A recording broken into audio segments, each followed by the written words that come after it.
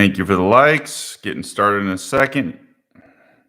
Thank you for the likes. Getting started in just a minute or two here. And we will get rolling.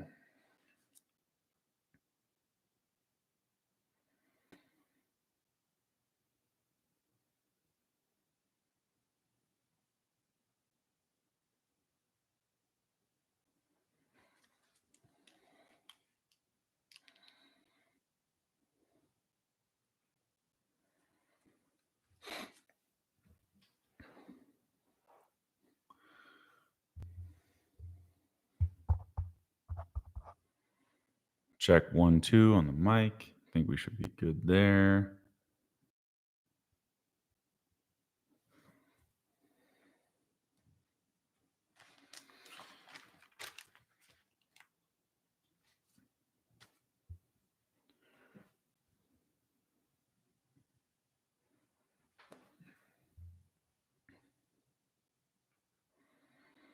And by the way, can someone update me on each inning if possible?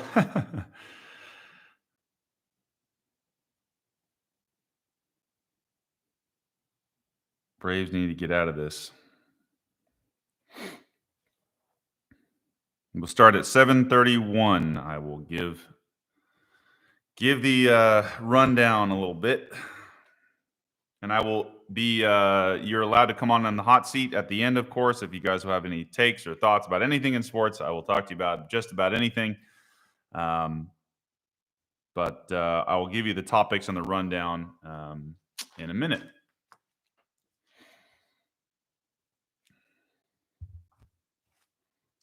All right.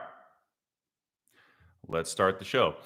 What is up? Welcome to the Too Tall Sports Show. We are broadcasting live on Colorcast as well as YouTube Live as well.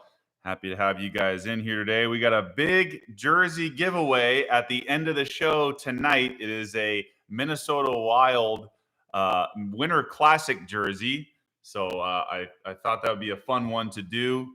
Stay tuned to the end of the show to see who I pick. If you followed the rules and retweeted and followed and everything with Colorcast on my Twitter post that I made, you are entered to win the contest, and I will select the random winner at the end of the show. So stay tuned for that. As far as the rundown for any topics tonight, I'm going to run through the World Series stuff a little bit. I don't want to assume anything, but let's just say I like the way it's headed right now. So we can talk about that, a little bit of Braves stuff. Funny stat about John Smoltz, one of the announcers, if you know who that is. He also played for the Braves in the 90s when they were really good during their run, and the last time the Braves won the World Series, which is in the mid-90s. I want to talk about the NFL trade deadline. Lots of stuff happened there. We had Von Miller get traded to the Rams. We had Odell Beckham Jr.'s dad talking today, so we're going to talk about that. And we've talked about Odell Beckham over the last few weeks and why he doesn't fit in Cleveland, so we can hit that too. Lots of NFL recap. It was kind of a letdown weekend for lots of teams, and it's a week-to-week league, so you just never know. Any given Sunday, anybody can beat you. So we'll talk about that. Unfortunate injury to Derrick Henry. What happens to the Titans now? We can get into that.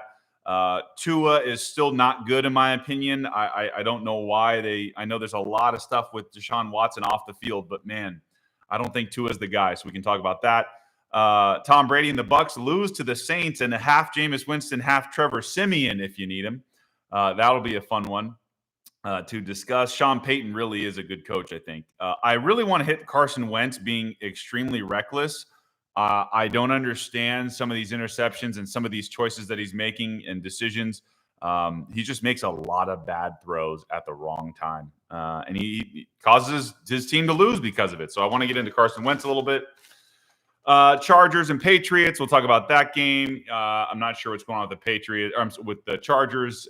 They're losing home games, and I think we expected the crowds to be mostly non-Charger fans, but I don't think we expected them to have to do a silent count at home. So we can definitely talk about that. Jared Goff, man, I want to hit that as well. He obviously is just incapable right now. So we can talk about Jared Goff. We'll talk about the Vikings a little bit as far as what to do with Mike Zimmer, what to do with Kirk Cousins, all that stuff. And then we'll hit the college football playoff. We can talk about that. Clay Helton gets a new job. We got a new top 4 in the college football playoff. We'll hit on that and why Cincinnati it's unfair what the committee did to Cincinnati. We'll talk about that as well. And Bob Melvin got hired as the new San Diego Padres manager. He was the manager for the Oakland A's for a long time and had a lot of success there with a terrible payroll, should I say, salary. So we'll talk about that as well. And drop your chats for those of you that are listening right now. That's Mr. Nate and Mr. Dodgers 11.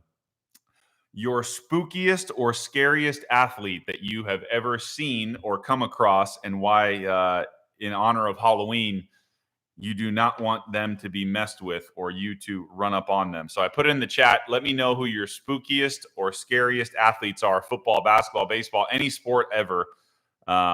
It could be anything, really, even if it's like bodybuilding or, whatever.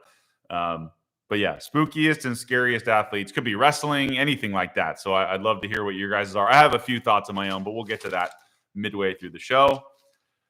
So far already some good submissions there. So I like those. We can talk about those guys that you mentioned. Thank you for participating. Okay, so let me start with, I want to get an update on the score here. Do we have, okay, so the Braves got out of it. All right, 6-0 Braves. I really hope the Braves win tonight. Let me just say that. I don't want to celebrate cheaters and the core four, that nucleus that was there in 2017, the whole infield. So you got Bregman, you got Carlos Correa, you got Altuve, and you got Gurriel. Those four dudes were there and had a big part in the cheating trash can banging scandal that happened in 2017, which cost the Dodgers a World Series. A lot of people say it didn't have an effect or, get over it by now. But no, I do not want to celebrate the Astros for what they did years ago. And those guys are still playing, never got punished. The only thing that happened to that organization was a public slap on the wrist. COVID happened, so we really didn't even get a full slate of people crushing the Astros, which they totally deserved. The only thing that happened then was A.J. Hinch, the manager, got fired, and the general manager got fired. That's pretty much it. Nothing else happened to the Astros. They got to keep their ring. They got to keep their playoff bonus, which is huge. Each round you move up in the playoffs, including playing in the World Series, you get a playoff bonus. They had to give nothing back. And I cannot be happy in a neutral World Series. So I'm a Dodger fan, as you guys probably know. I cannot just stand by in a neutral World Series and want to celebrate the Astros at this point. I just don't. It's ridiculous. I don't want to go there. And so I'm really rooting hard for the Braves. They blew it last year in the NLCS, up 3-1. They were up 3-1 in this series, now 3-2. They got a comfortable lead at the moment right now. I don't want to get ahead of myself here, but just to think that the Atlanta Braves on August 2nd were 52-55, under 500, 52-55. It's pretty crazy where they were and where they are now. I'm glad they are kind of getting to redeem themselves because they deserve it. And the Dodgers gave them all they had, but you know what? They played a better series. And with 88 wins, honestly, they probably shouldn't even be here right now. The NL East was so weak. The Braves, with 88 wins, winning the division, should not be here right now. But they are, and they got hot at the right time, and their pitching is really good. Their bullpen's been dominant. The in-season moves that the Braves made, so they got Duvall, they got Rosario, who's the NLCS MVP, they got Soler, and they got Jock Peterson. And Soler hit a huge 3-run bomb tonight in this World Series Game 6. Like I mentioned, Rosario was the NLCS MVP. Duvall had a grand slam the other night, and Jock's got 3 homers in this postseason alone. Very impressive. And great point by Dodgers 11. They lost their superstar midway through the year, even earlier. They should not be where they are right now. They really shouldn't. And the fact that they are is pretty spectacular. So props to the Braves for making it. I hope they win. I'll just say that. If anybody wants it, yes, I like that. Good call. We're going to get to the spookiest athletes in a little bit. I want to jump on one more thing before we do as far as the World Series. I don't know if you guys heard about this, but John Smoltz, so he's one of the announcers. So Joe Buck is the main play-by-play. The color commentator is John Smoltz, former starting pitcher and also reliever for the Atlanta Braves for a very long time. And John Smoltz, this is one of the weirdest stats I've ever seen. This is the 39th year in a row where a teammate at some point in John Smoltz's career is playing in the current World Series. So Charlie Morton was drafted by the Braves originally, and he played with John Smoltz at the end of Smoltz's career. Really insane to think about. 39 years in a row, there is a teammate of John Smoltz that has been in every World Series since then. Almost 40 years. That it just pretty wild. That's true. I don't know if you guys heard about that or not, but yeah, mind-blowing stuff. It's just like one of those weird random stats. It's like the one with Wayne Gretzky where he has like no one could ever touch his points or assists or whatever. I'm not a hockey guy, but it's weird stuff like that. But anyways, thought that was interesting. I wanted to share with you guys. Let me move on to let's go to the spookiest athlete since you guys are dropping some names. So the submissions I have in the chat right now, I have Nikola Pekovic, who I remember with the Minnesota Timberwolves. Dodger 11 says he's huge and he's in the mafia. Yes, I totally agree. Any of those dudes from overseas that you don't know where they're coming from, who they're affiliated with, I'm with you. He was a big force. Helped Kevin Love, take some of the dirty work off of him. Lawrence Taylor, great call by @Nate. I love that call. He was an intimidating, fierce linebacker in the league. He basically hurt Joe Theismann. I mean, he wasn't the same after that. So can't deny that one. And yes, Mr. 66JL8, Mike Tyson, he was on my list. I had him as well. I'll throw out some other names for you guys to think about. Especially in The Last Dance, you remember Charles Oakley played for the Knicks and for the Bulls, kind of the enforcer. They used to have those in the NBA, kind of like in the NHL. They got these enforcers. They're not that good, but they're just there to protect the superstars.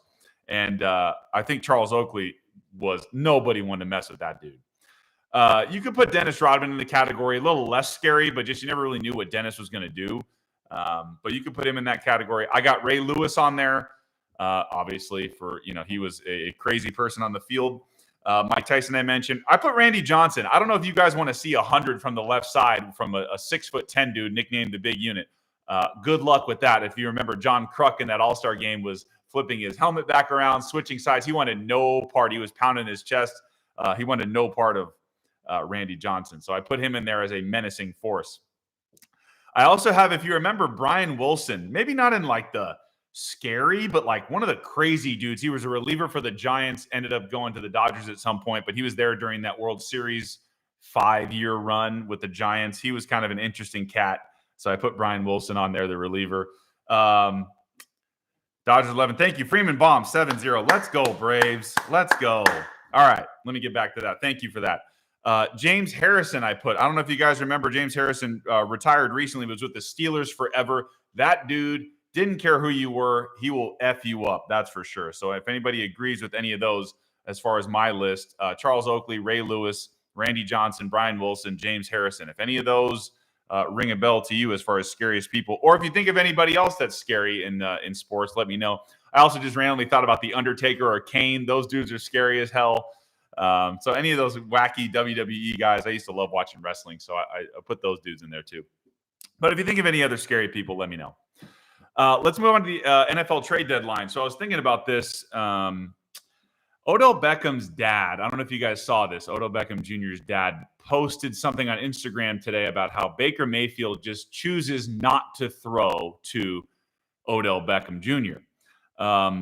I went to the game where the Chargers played the Browns, and I watched firsthand. Now, did Baker try to force it to Odell and get him the ball a lot? No, he did not.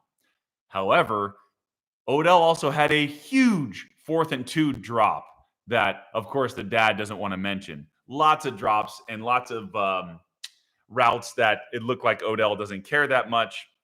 But, yeah, I mean, you can make something look however you want if you want to win an argument. So I just noticed that Odell's dad was trying to help force Odell's way out of Cleveland. LeBron, of course, tweeted today. When doesn't he tweet? LeBron tweeted about free OBJ, even though LeBron's from Cleveland, and you would think maybe he'd want him to be in Cleveland.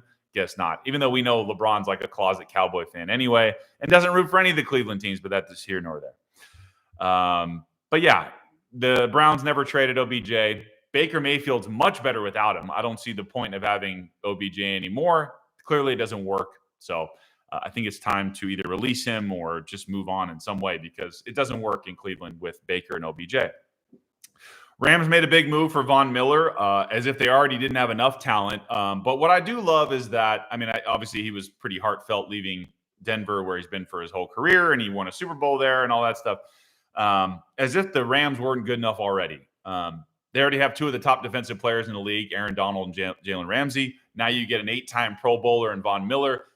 It's pretty cool to get him on your team. I think that it's going to just help Aaron Donald not get maybe triple teamed. Now maybe he'll only get double teamed. So I love when organizations go for it. I love the aggression. I love to see teams that are just they're not tanking. They're not okay with mediocrity. We got a good enough team with Stafford at the quarterback now. We got a chance to go to the Super Bowl. Let's give ourselves the best chance to win. And by getting a guy like Von Miller, whatever he's got left in the tank, he is 32 years old, but whatever he's got left, I want to see Von Miller help this Rams team go back to another Super Bowl. And they definitely have all the pieces. Like I mentioned off the top, kind of a letdown weekend for some of these teams. You got the Bengals losing to who? Mike White, dropping 405 yards, 3 touchdowns. He did have 2 interceptions, but my God, he was 37 of 45. This guy has never started before. And the Bengals just lose to the Jets with a backup quarterback after the Bengals went into Baltimore, I believe, and beat them by like 30 or whatever, like at least 20. So unimpressive by the Bengals. Not sure what happened there. This guy, the running back, Michael Carter, decided to be RB1 this weekend.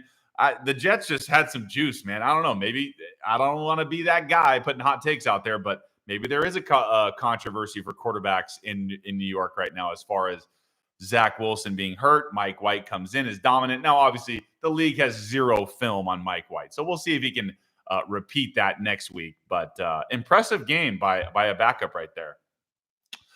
The Atlanta Falcons, they just always do what they always do, which is they pretend. The Atlanta Falcons are pretenders. They are never contenders. They always let you down. You never want to bet on them because they never cover when you need them to. And they lose to a sliding Carolina team. We talk about Sam Darnold a lot every week on here. Carolina is not very good, or maybe Sam Darnold's not very good, but they had lost 4 straight before this game. And you let them come to your house and you lose 19-13. That's all you put up is 13 points. I know Calvin Ridley was gone. I understand that. But my God, Falcons, what is wrong with you? So, yeah, biggest pretenders of the year, always the Atlanta Falcons. Derrick Henry got hurt. That was tough. I don't know if it ruins the Titans' chances, but, man, they were just starting to roll. They really were. They did sign Adrian Peterson, so interesting move there. I don't think he's going to start right away. He might be going to the practice squad first, but Jeremy McNichols, I believe, is going to be the starter. But if AP's got anything left in the tank, he is 36 years old, but that dude runs as hard as anybody. So if anyone can come back in the shape that he's always in, AP would be the dude. Dolphins are 1-7. They don't make the trade for Deshaun Watson. I know he's got a lot of off the field stuff. And I bet you if they had any inclination that it would get cleared up in court, they would have pulled the trigger. Obviously, there's too much of a mountain to climb in the Deshaun Watson case with all those 22 women coming forward on that. Too much to overcome.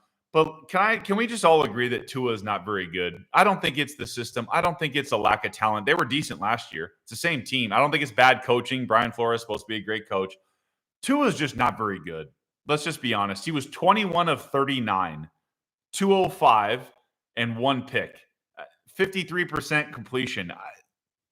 He doesn't impress me. I don't know about you guys. If you think Tua is all of a sudden just going to become a real player here, I just don't see it. I know they played Buffalo. It's got a great team, tough matchup for Tua, but damn, I just don't see it. I don't think he is a franchise guy. Sad day for Jameis Winston as he was just starting to hit his stride, but they did beat Tom Brady and the Bucs this weekend. So impressive win by Sean Payton, who continues to be one of the better. I mean, if it doesn't prove to you how good of a coach he is, he turned Jameis Winston into a decent starter, and he got Trevor Siemian to wash out in Denver to come in New Orleans and win for them. Great day for Sean Payton and the New Orleans Saints. Funny part of that game was Jameis Winston. Of course, the Saints always like to dance in the locker room after they win, and Jameis was dancing with his crutches on. I thought that was pretty funny. So we just didn't get Jameis eating any W's if you guys have seen him doing that before. But good win for the Saints. Who knows what's going to happen moving forward with Simeon and Taysom Hill coming back.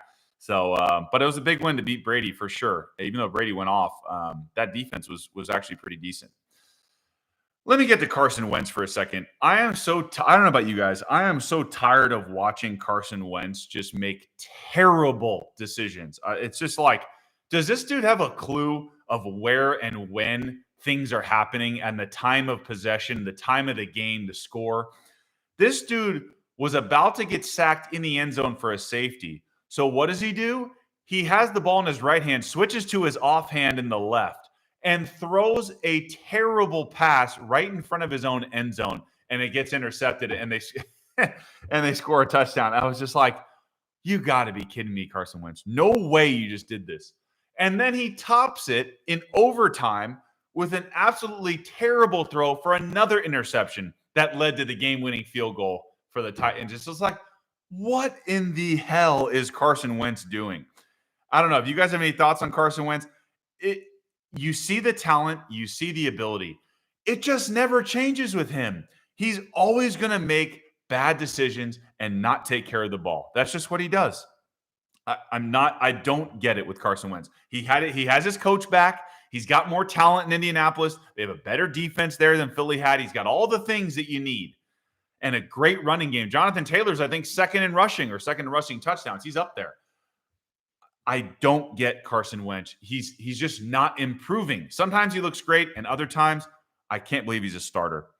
Him and Darnold are very similar players. I agree, but I think Carson Wentz has much more talent than Darnold. Darnold's never been up for MVP. Carson Wentz, we've seen what the ceiling could be. We've seen the talent. That's also pre-injury, so maybe he's a little gun-shy now. But I agree with you as far as Darnold goes on the decision-making. It's awful with Carson Wentz. So, I don't understand some of the stuff he does. He's not Mahomes. He's not Rodgers. He's not in that class. So some of the stuff he does is crazy. In about 9 minutes, I'm going to announce the winner of our jersey giveaway. Once again, the Minnesota Wild Winter Classic jersey that I will be giving away at the end of the show, about 9 minutes from now. I wanted to drop in a couple thoughts on the Chargers. You know, like I mentioned off the top, if you have to do a silent count and you can't even yell out your plays at home because the Patriots fans were out in full force out in LA because there's a lot of Boston transplants and they travel well. So it's a good trip for people of Boston in the miserable, I don't know if they have miserable weather yet, but it can't be that great. But the weather in Boston to come out and visit LA, perfect time to come. And the Patriots dominated. They moved to 4-4. They're top 10 in points against. Their point differential in the fourth quarter is plus 33. They put the clamps down when the time is right. I was looking up some Chargers stats. You know, I love Justin Herbert. I think he's going to be great for a long time. But they're 31st in time of possession. They can't sustain drives and keep their defense off the field, which gets torched sometimes. And they're 25th in rushing with a guy like Austin Eckler, who's one of the best. I mean, I know he's one of the best fantasy players. I have him on a couple teams. But that dude can catch, he can run, he does everything. But they're 25th in rushing. They're not committed to the run. Maybe they have their offensive line is weak for whatever reason. But 31st in time of possession. You got to be able to sustain drives and hold on to the ball and keep your own defense off the field. So it's kind of funky what's going on with the Chargers. They have a ton of talent. I love the team, but they got some holes in that defense, and obviously offensively they just can't get it together. Mac Jones looks more and more like a real starting quarterback. The running game looked pretty solid this past weekend, and the Patriots moved to 4-4. Like I mentioned, they're at Carolina. Very winnable game for them next week. Another funny stat for you. Jared Goff I just saw this over the weekend. Jared Goff for the Lions is now 0-15 in his career without Sean McVay. 0-15. This dude is not good. He needs everything right, everything perfect for him to be successful. And it's not right now. It just simply is not. And that team is bad. No question the Lions have zero talent. But man, can't you lift your team up a little bit more? I think the problem with the Lions is they've been playing so hard for the first 6 weeks. They emptied the playbook against the Rams with a couple fake punts and an onside kick in there early in the game. Like they tried everything. And for the first 5 to 6 weeks, they played really hard. They were in every game. They had some bad luck with some field goals. But the last 2 weeks, I think they've gotten blown out in both games. And they just got crushed by Philly, who's not a good football team.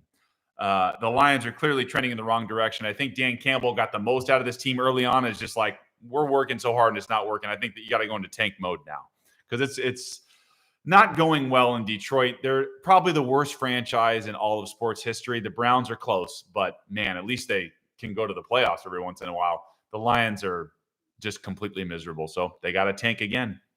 A Couple quick notes of the Vikings. I think it may be time to get rid of Mike Zimmer. Kirk Cousins once again in prime time, just no energy, no life, no just couldn't move the ball, couldn't get the ball in his playmakers' hands. I don't know. It's just you lose to Cooper Rush in his first start, and it's in Minnesota. How does that happen? You can only put up 16 points at home. I don't know. Minnesota's got some things to work on. They have so much talent there offensively. They got Thielen, they got Justin Jefferson, they got Dalvin Cook, they got dudes, they got Osborne, who's actually a decent receiver.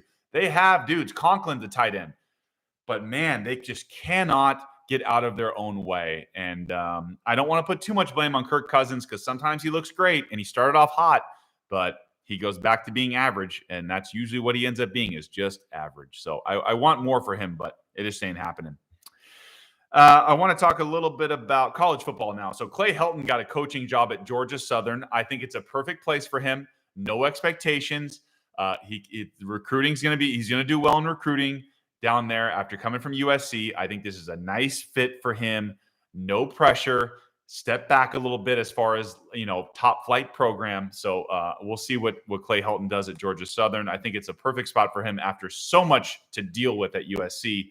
And being the quote-unquote nice guy. I think it'll be good for him to go back to a lesser program in Georgia Southern. The new top 4 in the college football playoff rankings are out. It goes like this. Number 1, Georgia. Number 2, Alabama. Number 3, Michigan State. Number 4, Oregon. Ohio State is 5. And Cincinnati, who was in the top 4 and did nothing wrong, is now number 6 for some reason. I hate this, what the committee did to them. If you were going to move them out that quickly, just waiting for Alabama to stack a couple more wins or to get a big name like Michigan State and a West Coast team like Oregon in there, just like you always try to do to satisfy everybody, you should never have opened Pandora's box and put Cincinnati in the top 4 to begin with.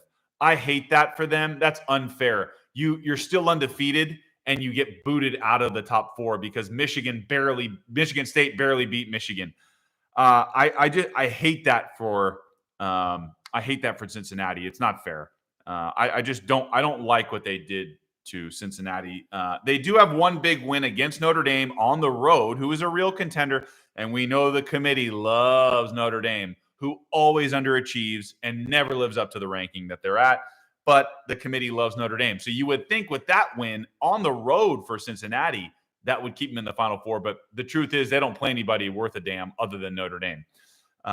But in my opinion, back to my original point, they should never have put Cincinnati in the top 4. Michigan State did have a big win, and Oregon, they had an early loss, but they did beat Ohio State, or they had a loss recently, but they did beat Ohio State, which is why Ohio State's number 5 still. The committee wants to get Ohio State in there, and they're probably waiting for Michigan State to lose. But Michigan State's 8-0. What can you do? You can't really do much about that. I think it's classic big conference versus little conference. So, Georgia is far and away the best team. I think they beat Alabama in the SEC championship, and I bet you they'd beat them again. Georgia is that good this year with a backup quarterback. JT Daniels been out all year pretty much. So I love Georgia all the way. I don't want Alabama to win this year. I want Georgia. That would be nice, right? The Braves win the World Series. The Georgia Bulldogs bring home a national championship. And maybe the Atlanta Hawks can win an NBA title. Wouldn't that be nice for the city of Atlanta? All the pain they've gone through, the 28-3 loss for the Falcons to the Patriots, the 3-1 lead last year for the Braves. It's never good enough in Atlanta. They never just pull through. So I would like to see Georgia Bulldogs win a championship, and obviously the Braves. Hopefully tonight. Looks like it's 7-0 going into the 8th for the Atlanta Braves to win the World Series. 2 minutes left. Last thing I want to mention, Bob Melvin getting hired for the San Diego Padres job after the recent firing of Jace Tingler. Melvin's made the playoffs a lot in recent memory with the Moneyball budget of the Oakland A's. So props to Bob Melvin. I think it's a good move. He's a little older, but if you can get you just got to think, if you can get the Oakland A's to the playoffs with that terrible payroll, I'm impressed with Bob Melvin. And the Padres have studs. It's just getting them on the right page. And there's kind of been a resurgence of old managers, right? You got Tony La Russa, you got Brian Snitker's not a young guy for the Braves. You got these old managers that are coming back that maybe old school baseball and old school mentality, even with the new wrinkle of analytics, can get you to a World Series. So we'll see if Bob Melvin can help the up-and-coming San Diego Padres. Okay, I have to announce my winner for the giveaway now for the Minnesota Wild Winter Classic jersey. And I hate to do this, Nate, but I got to go with the first person that retweeted and did all follow the instructions. So I got to go with the first come, first serve here with AJB Player on Twitter. So if you're in the room, put your handle in there. I believe I believe he might be in here. Okay, there he. Oh yes, Dodgers 11. There you go. Perfect. My a loyal listener. So glad to have the award for you on the jersey. Pretty cool. It's an interesting jersey. It's a winter classic, so it's the outdoor hockey game that they play a couple times a year. Certain teams get to play in it, and happy to see. Yes, no problem. Glad. I appreciate you listening. So glad to see that somebody's getting that jersey. So really cool, man. I want to thank Colorcast for helping me do that. Really fun. Love doing the shows. It's been a lot of fun so far. Still going to do it, weekly after this. We'll see how many we can go. But if you guys have any last thoughts, or if anybody, Nate or Dodger 11, if you guys want to come on the show, and I know I'm doing a podcast with Nate, who's actually in here right now. I'm doing a show with him tomorrow night. Looking forward to that.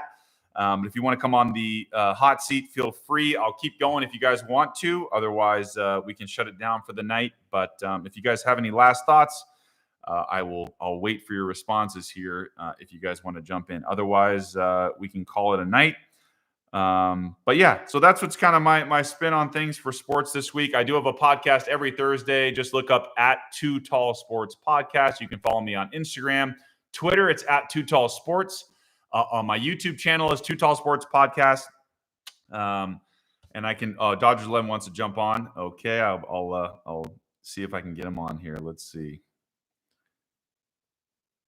I'll get you 10 minutes here if you jump on.